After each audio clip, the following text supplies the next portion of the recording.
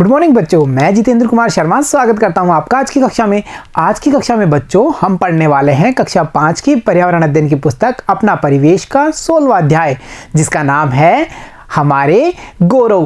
प्यारे बच्चों, हमारे गौरव यानी वो व्यक्ति जिनको उनके द्वारा किए गए विशेष कार्यों के लिए आज भी उनका नाम बड़े सम्मान से लिया जाता है और उन्हें हम आज भी याद करते हैं। और बच्चों, इनके द्वारा किए गए कार्यों का आज उपयोग करके मानव का कल्याण हो रहा है, यानी इन्होंने अपना जीवन केवल खोज, अनुसंधान या मानव भलाई के लिए ही लगाया है, इसीलिए इन्हें कहा गया है हमारे गौरव। बच्चों, इस पाठ के पहले भाग में हमने जाना था डॉक्टर विक्रम साराभाई के बारे में, जिन्होंने इतने सारे प्रयोग किए, ब्रह्मांड और सौर मंडल के जो जटिल प्रश्न हैं उनका उन्होंने प्रायोगिक हल निकाला। साथ ही साथ उन्होंने ऊर्जा के शांतिपूर्वक उपयोग पर भी विशेष बल दिया। तो बच्चों, पाठ को आगे बढ़ाते हैं और आज की इस कक्षा में हम जानकारी प्राप्त करने वाले हैं डॉक्टर होमी जहांगीर भाभा के बारे में। तो चलो बच्चों, हम जानते हैं डॉक्टर होमी जहांगीर भाभा के बारे में। यहाँ बच्चों आप देख पा रहे हैं डॉक्टर होमी जहांगीर भाभा को, दिख रहे हैं ना सभी को। अब इन्होंने ऐसा क्या किया या इनका जीवन कैसा था, ये बचपन से ही प्रतिभाशाली थे, तो उन सब बातों का पता तो हम जब पाठ का अध्ययन करेंगे तभी चलेगा ना। तो चलो बच्चों शुरू करते हैं। देखो बच्चों, बालक होमी को नींद बहुत कम आती थी। जब भाभा छोटे थे तो उन्हें काफी कम नींद आती थी। अब बच्चों, पर्याप्त नींद लेना भी जरूरी है, परंतु जो बालक होमी थे उनको तो नींद ही नहीं आती थी, या आती भी थी तो बहुत कम आती थी। इस कारण से क्या था, उनके माता पिता परेशान रहते थे।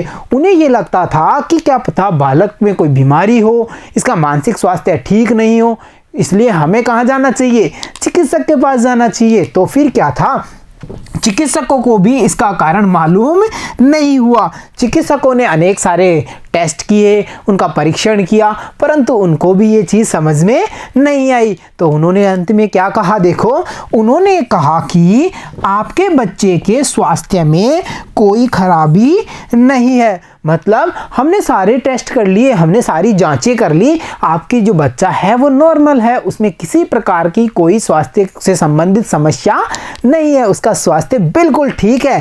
दरअसल यह बालक इतना तीक्ष्ण बुद्धि का है कि विचारों का प्रवाह उसके मस्तिष्क में निरंतर जारी रहता है, यानी इसका मस्तिष्क इतना सक्रिय है कि उसमें नए नए विचार हमेशा चलते ही रहते हैं, उसमें विचारों का प्रवाह होता ही रहता है, और इन सभी के कारण बालक होमी को नींद बहुत कम आती है। ये सुझाव दे दिया चिकित्सकों ने उनके माता पिता को। तो आगे क्या था, देखो, इसके बाद माता पिता ने उनका ध्यान विज्ञान की ओर आकर्षित किया। मतलब बच्चों, जब माता पिता ने ये जाना कि यह बालक तो खोजी प्रवृत्ति के हैं, यानी ये तो इनके विचार इतने प्रभावशाली हैं कि ये नई नई बातें सोचते रहते हैं, तो क्यों ना इनका रुझान किस तरफ किया जाए, विज्ञान के क्षेत्र में, यानी इनको विज्ञान से जोड़ा जाए। और बच्चों, उनकी जो रुचि थी वो भौतिक शास्त्र में थी, किंतु माता पिता चाहते थे कि बेटा इंजीनियरिंग करे,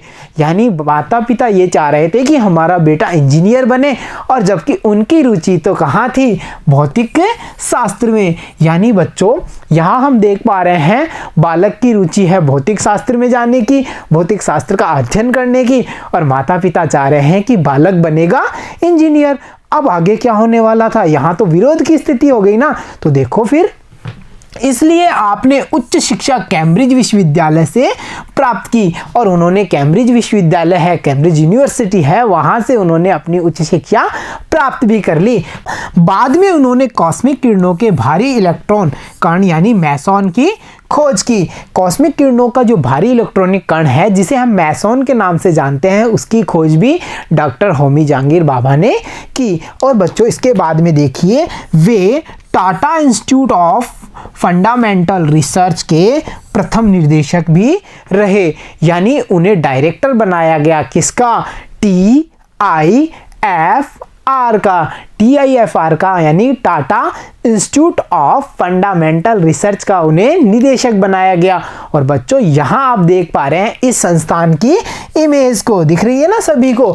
अब बच्चों क्या था फिर, उन्होंने अपने पूरे जीवन काल में स्वदेशी साधनों के उपयोग पर ही जोर दिया। प्यारे बच्चों, स्वदेशी साधन मतलब स्व यानी अपना, देशी यानी देश, अपने देश में निर्मित साधनों के ही उपयोग पर उन्होंने बल दिया। मतलब वो ये चाहते थे कि जो हमारा देश है वो आत्मनिर्भर बने, हम हमारे देश में निर्मित वस्तुओं का उपयोग करें। इससे क्या होगा बच्चों, इससे ये होगा कि जो देश का पैसा है वो देश में ही रहेगा।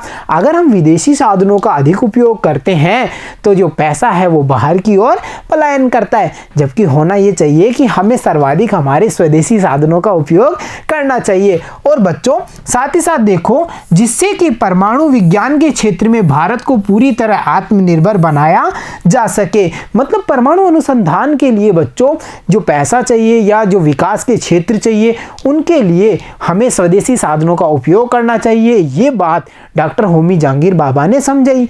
इससे क्या होगा, इससे हमारे देश में आर्थिक अवनति नहीं होगी, पैसे की कमी नहीं होगी, और वो बचा हुआ पैसा हम कहाँ लगा सकते हैं, जितने भी परमाणु विज्ञान के अनुसंधान हैं उनमें हम उस पैसे को खर्च कर सकते हैं। तो हम क्या समझ पा रहे हैं, जो बाबा हैं उनकी रुचि है परमाणु के क्षेत्र में। तो फिर क्या था, फिर देखो उन्होंने अप्सरा, साइरस, जर्लिना नाम के 3 परमाणु रिएक्टरों की स्थापना कर दी। और उन्हें हम यहाँ पर देख पा रहे हैं, अप्सरा, साइरस और जर्लिना बच्चों परमाणु रिएक्टर हैं। अब परमाणु रिएक्टर होते क्या हैं बच्चों, ऐसे क्षेत्र जहां परमाणु अनुसंधान किए जाते हैं, परमाणु ऊर्जा बनाई जाती है, हम कह सकते हैं परमाणु ऊर्जा उत्पन्न की जाती है, उन्हें हम रिएक्टर कहते हैं।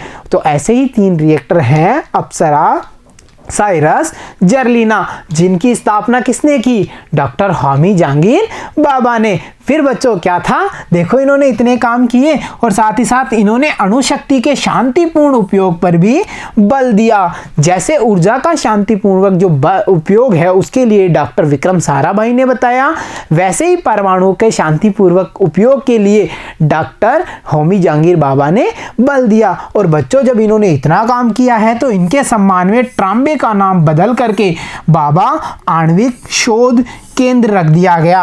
हम यहाँ कह सकते हैं ना, बाबा एटॉमिक रिसर्च सेंटर, यानी BARC, एक इसके नाम पर रख दिया गया, डॉक्टर होमी जहांगीर बाबा के नाम पे। तो प्यारे बच्चों हमने जाना डॉक्टर होमी जहांगीर बाबा के बारे में, जिन्होंने इतने सारे कार्य किए, 3 परमाणु रिएक्टरों की स्थापना की, साथ ही साथ इन्होंने जो अणुशक्ति है उसके शांतिपूर्वक उपयोग पर भी बल दिया है। तो चलो बच्चों अब समय है कुछ आसान से प्रश्नों पर चर्चा करने का, सोचिए और बताइए। देखो बच्चों, हमें स्वदेशी साधनों के उपयोग पर क्यों बल देना चाहिए, मतलब बच्चों इस प्रश्न में हमें यह बताना है कि हमें स्वदेशी साधनों का उपयोग क्यों करना चाहिए अधिक से अधिक, उस पर हमें इतना बल क्यों देना है। तो हम क्या कह सकते हैं, स्वदेशी साधनों के उपयोग से देश का धन देश में ही रहता है तथा देशवासियों को रोजगार भी मिलता है। जैसे बच्चों बताया था ना मैंने, अगर हम विदेशी वस्तुएं खरीदते हैं तो हमारा जो पैसा है वो बाहर की ओर पलायन करता है, परंतु अगर हम स्वदेशी वस्तुएं अपनाते हैं तो जो देश का पैसा है वो देश में रहेगा, देश के जो व्यक्ति हैं उन्हें रोजगार भी मिलेगा। कैसे मिलेगा, अगर हम स्वदेशी चीजें खरीद रहे हैं तो उनका निर्माण देश में होता है और निर्माण के लिए मजदूर या श्रमिकों की आवश्यकता होगी, तो मिलाना व्यक्तियों को या देशवासियों को रोजगार। और साथ ही साथ देखो जो हमारा देश है वो आत्मनिर्भर बनता है, यानी वो खुद ही सेल्फ डिपेंडेंट होता है, मतलब वो खुद सामग्री का निर्माण करता है और खुद ही उसका उपयोग कर पाते हैं। तो हमने जाना स्वदेशी साधनों के उपयोग के बारे में और उससे हमें क्या लाभ होगा इस बारे में। तो चलो बच्चों अब देखते हैं अगला प्रश्न, अणुशक्ति के शांतिपूर्ण उपयोग से क्या अभिप्राय है। मतलब बच्चों हमने ये पढ़ा था कि अणुशक्ति का शांतिपूर्ण उपयोग किया जाना चाहिए, इसका मतलब क्या है, इसका मतलब बच्चों हम ये कह सकते हैं ना, अणुशक्ति के शांतिपूर्ण उपयोग से यह आशय है कि उसका उपयोग परमाणु रिएक्टर में बिजली बनाने के लिए किया जाए, न कि परमाणु बम बनाने के लिए। आया समझ में, हमने देखे थे ना अप्सरा, जर्लिना जैसे परमाणु रिएक्टर जिनमें क्या किया जाता है, परमाणु ऊर्जा का शांतिपूर्वक उपयोग किया जाता है। उसका उपयोग मानव के भलाई में किया जाता है, ना कि परमाणु बम बनाने में। तो ये बच्चों होता है अणु शक्ति का शांतिपूर्ण उपयोग। तो चलो बच्चों, अब देखते हैं आज का अगला प्रश्न। और हमारा अगला प्रश्न है, अच्छे काम करने वालों को सम्मान देने हेतु विद्यालय, संस्था, मार्ग आदि के नाम उनके नाम पर रखे जाते हैं। देखा ना हमने, जैसे जो ट्राम्बे है उसका नाम बाबा आणविक शोध केंद्र रख दिया गया था डॉक्टर होमी जहांगीर बाबा के नाम पे।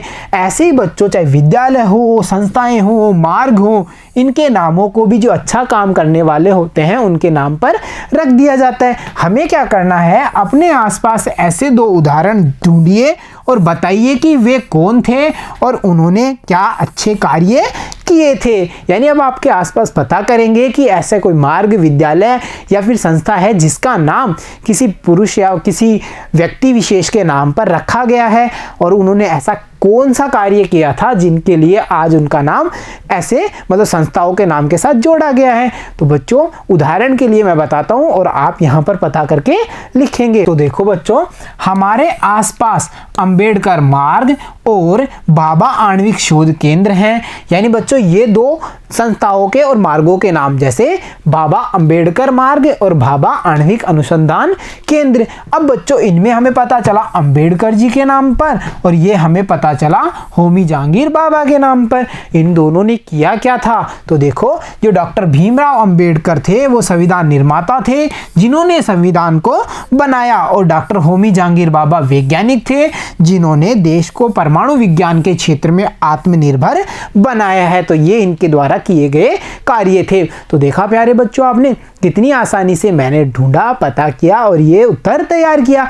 ऐसे ही बच्चों, आप भी अपने आसपास के 2 क्षेत्रों को ढूंढेंगे, उनके नाम में किस महापुरुष का नाम जोड़ा गया है उसके बारे में लिखेंगे और उन महापुरुषों ने क्या कार्य किया था जिसके कारण आज हम उन पर इतना गौरव महसूस करते हैं, उसके बारे में आप यहाँ पर लिखेंगे। तो देखा बच्चों, हमने जाना आज के इस भाग में डॉक्टर होमी जहांगीर बाबा के बारे में, जिन्होंने देश को परमाणु क्षेत्र में, परमाणु ऊर्जा के क्षेत्र में आत्मनिर्भर बनाया है। तो प्यारे बच्चों, आज की कक्षा में इतना ही। मिलता हूँ आपसे अगली कक्षा में एक और नए गौरव के साथ।